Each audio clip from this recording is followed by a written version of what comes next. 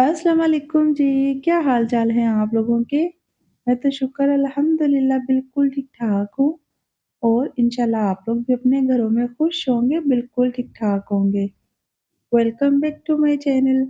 जल्दी से अपना व्लॉग स्टार्ट करते हैं और देखते हैं आज मैंने क्या-क्या किया था। अच्छा जी, मैंने ना आज अपना व्लॉग ना शाम के बाद बनाना शुरू किया था। मैं ना बहुत सिंपल सा खाना बनाने लगी थी। मैंने सोचा मैं आप लोगों के साथ शेयर करती हूँ।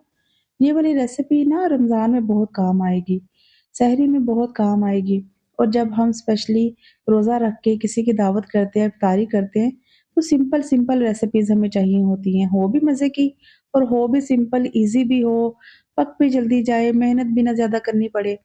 तो ये रेसिपी ना वही वाली है। अच्छा जी, मैं ना रात के खाने में कीमा बनाने लगी हूँ और ना हाथ का बना हुआ कीमा है। एक तो बहुत बारीक कीमा होता है, जो हम मशीन से निकलवा लेते हैं, वो बहुत बारीक हो जाता है और कुछ लोगों को ना हाथ का बना हुआ कीमा पसंद है। मेरी फैमिली ना हाथ का बना हुआ कीमा पसंद करती है, तो हम ना जब भी लेकर आते हैं ना, तो हाथ से बनवा कर कीमा लेकर आते हैं। अच्छा, मैंने क्या किया, कीमे को अच्छी तरह से धो के उसका सारा पानी निचोड़ लिया, उसको प्रेशर में ऐड किया, नमक, मिर्च, हल्दी अपनी ज़रूरत और टेस्ट के हिसाब से और टमाटर मैंने इसमें 4 से 5 डाल दिए हैं, प्याज़ डाल दिया है मोटा-मोटा काट के, लहसुन भी मैंने वैसे ही डाल दिया। थोड़ा-सा मैंने ना इसमें साबुत गरम मसाला ऐड किया है, 2 बड़ी इलायचियाँ हैं, 4 से 5 काली मिर्चें हैं, 4 से 5 ही लौंग है, 1 दालचीनी का टुकड़ा है, थोड़ा-सा जीरा ऐड कर दिया है बस। इसमें पानी ऐड कर दूँगी और प्रेशर बंद कर दूँगी। 20 मिनट मैंने प्रेशर लगाया था, कीमा बिल्कुल अच्छी तरह से गल गया था, मसाला भी बहुत अच्छी तरह से गल गया था। प्रेशर खोलने के बाद मैंने ना टमाटरों के छिलके ऊपर से उतार लिए थे और जितना भी साबुत गरम मसाला मैंने डाला था ना, वो सारा ही मैंने निकाल लिया था। जैसे-जैसे मुझे नज़र आता जाएगा ना, फ़ौरन से मैं निकालती जाऊँगी।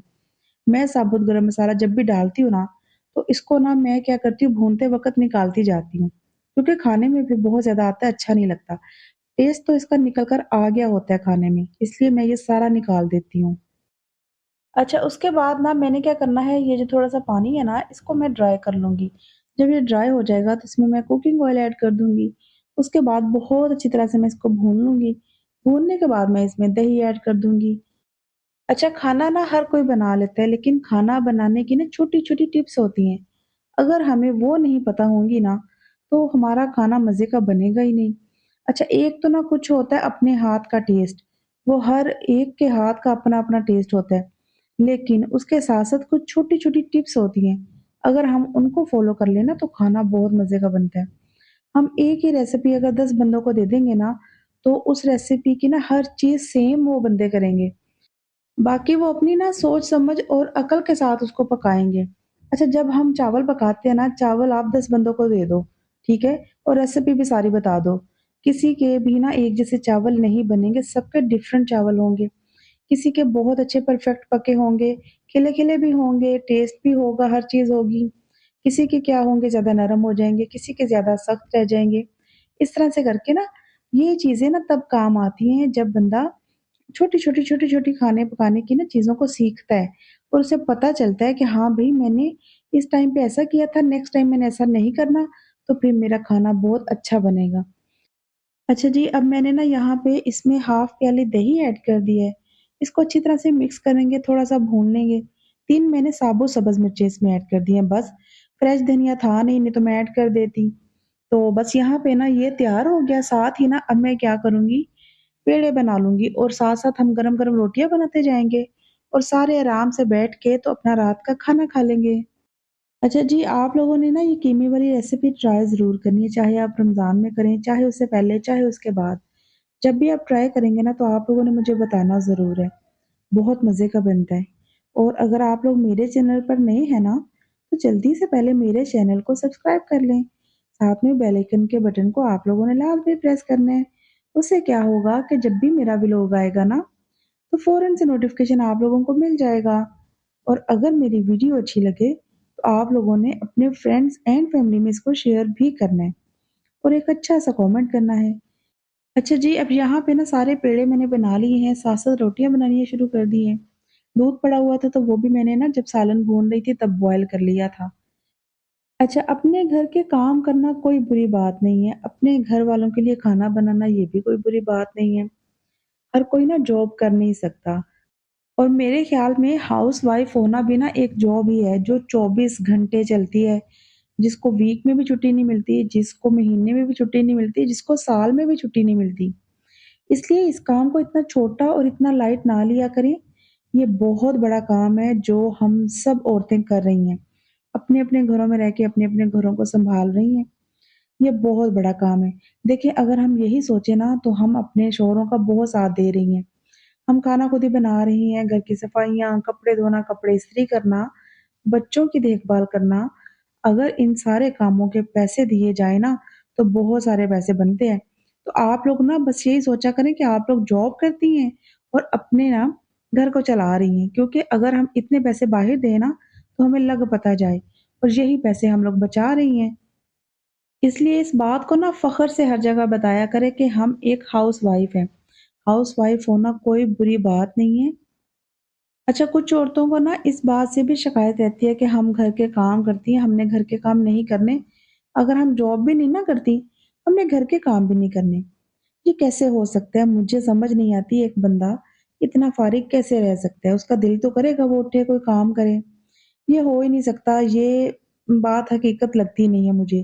तो इसलिए ना थोड़ा-सा हकीकत पसंद होना सीखें, थोड़ा-सा लाइफ़ को समझना सीखें, फिर ही मुझे लगता है लाइफ़ आसान लगती है, नहीं तो लाइफ़ तो बोझ लगना शुरू हो जाती है। जितना ज़्यादा हम अपने दिमाग को खाली रखेंगे ना, तो वो शैतान का घर बनता जाएगा। इसको बिज़ी रखा करें, खुश रहा करें, अपने आप को अपने घर में ज़्यादा से ज़्यादा बिज़ी रखने की कोशिश करें। अच्छा, वो लोग भी हैं ना जिनकी लाइफ में बहुत बड़े-बड़े दुःख हैं। अल्लाह ताला मैं कहती हूँ हर एक को दुःखों से बचा के रखे, बीमारियों से बचा के रखे। आमीन सुम्मा आमीन। इतने बड़े-बड़े लोगों के दुःख हैं, अगर हम वो दुःख सुने ना, तो हम हमेशा अपना दुःख भूल जाएँ और हमेशा के लिए भूल जाएँ और हम मैं कहती हूँ कि सजदे में चले जाएँ और अल्लाह का सारी ज़िंदगी शुक्र अदा करते रहें। अल्लाह ताला ने हमें हर चीज़ दी है, हाथ-पाँव हमारे सलामत हैं, इससे बड़ी कौन-सी नेमत हो सकती है? अच्छा जी, खाना वग़ैरह हमने खा लिया था। खाना खाने के बाद ना मैंने क्या किया, सालन जो बचा था वो निकाल के फ्रिज में रख दिया और सारा बेडरूम क्लीन कर लिया। बिस्तर वग़ैरह मैंने दोबारा से झाड़ दिए हैं, क्योंकि अब ये शाम का टाइम है और बच्चे ना खाना खा के बाहर गली में खेलने के लिए जा रहे हैं।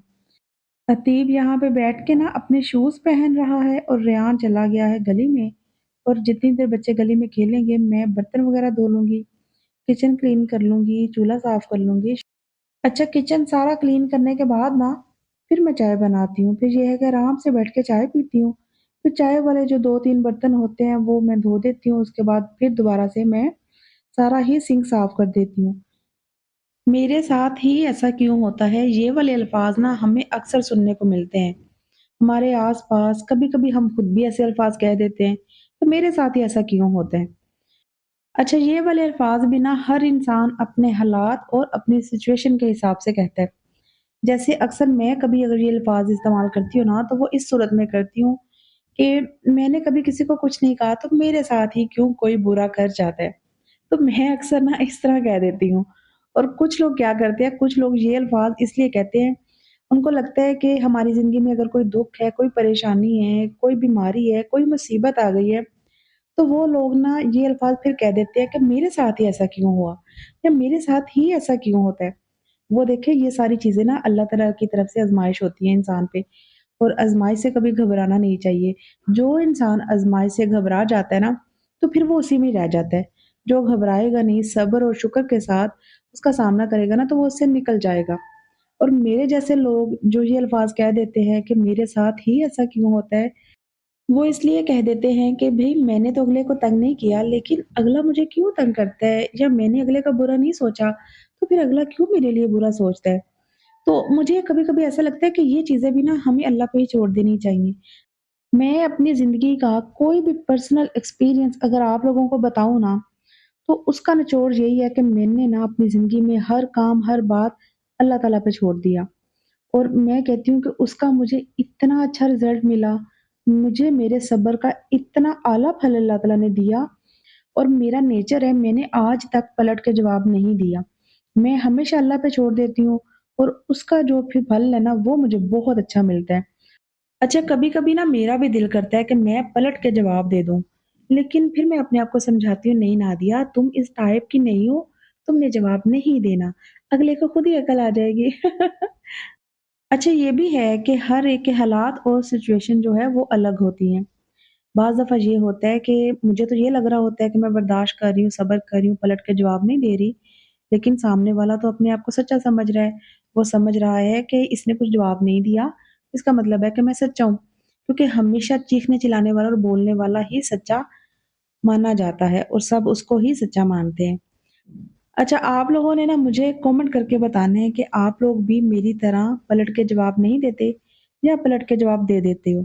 ये आप लोगों ने मुझे ज़रूर बताना है। और कौन है आपकी ज़िंदगी में ऐसा जिसको आप पलट के जवाब दे देते हो? और ये जो सारे जवाब है ना, ये हम जो टिपिकल जॉइंट फैमिली सिस्टम होता है ना, वहाँ पे कुछ लोग बहुत बर्दाश्त कर जाते हैं, कुछ लोग बहुत बोल जाते हैं। जैसे देवरानी-जेठानी हो गई, नंद-भाभी हो गए, सास और बहू हो गए। तो ये जो मैं बात कर रही हूँ ना, ये उन फैमिलियों में बहुत ज़्यादा होता है। कुछ पलट के जवाब दे जाता है, कोई चुप रह जाता है। तो आप लोग मुझे ज़रूर बताइएगा। अच्छा जी, यहाँ पे ना बातों-बातों में ना मैंने क्या किया, बर्तन सारे धो लिए, चूल्हा भी मैंने थोड़ा-सा साफ कर लिया। डीपली जो चूल्हा मैं साफ करती हूँ ना, वो मैं 10 से 12 दिन के बाद करती हूँ या कभी-कभी मैं 1 वीक के बाद भी कर लेती हूँ। लेकिन डेली मैं सिर्फ़ उसको ऊपर से साफ कर देती हूँ। अच्छा, यहाँ पे ना मैंने सारी शेल्फ़ भी साफ कर ली है। बर्तन भी सारे धुल गए, उसके बाद चाय बनाई, फिर हमने चाय भी पी ली थी। जैसे ही हम लोग चाय पी के फ़ारिग हुए, तो मेरी भांजी और मेरा भांजा भी आ गए थे। फिर मैंने फ़ौरन से उनके लिए भी चाय बना ली थी, क्योंकि हमें हमारी गैस जाने का बहुत डर होता है। अच्छा, जो मेरी बाजी उम्रा करके आई है ना, उन्होंने खजूरें और पानी भेजा था आबे ज़मज़म का, तो बस यहाँ पे ना मैं वो चीज़ें निकाल के देख रही थी और बच्चे बड़े एक्साइटेड थे। उनके जाने के बाद फ़ौरन से हमने चीज़ें निकाल के देखी। तो बस ये मेरा छोटा-सा व्लॉग था। आप लोगों को अच्छा लगा हो तो मुझे कमेंट सेक्शन में ज़रूर बताइएगा।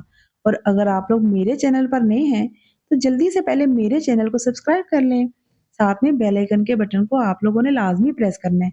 उससे क्या होगा, जब भी मेरा व्लॉग आएगा ना, तो फ़ौरन से नोटिफ़िकेशन आप लोगों को मिल जाएगा। और अगर आप लोगों को मेरी वीडियो अच्छी लगी है, तो आप लोगों ने ना इसको अपने फ्रेंड्स एंड फैमिली में शेयर भी करना है। तो मैं मिलूँगी आप लोगों के साथ नए व्लॉग में एक अच्छी-सी वीडियो के साथ। तब तक आप लोग अपना और अपनी फैमिली का ख़्याल रखिएगा। मुझे दुआओं में याद रखिएगा। अल्लाह हाफ़िज़ जी।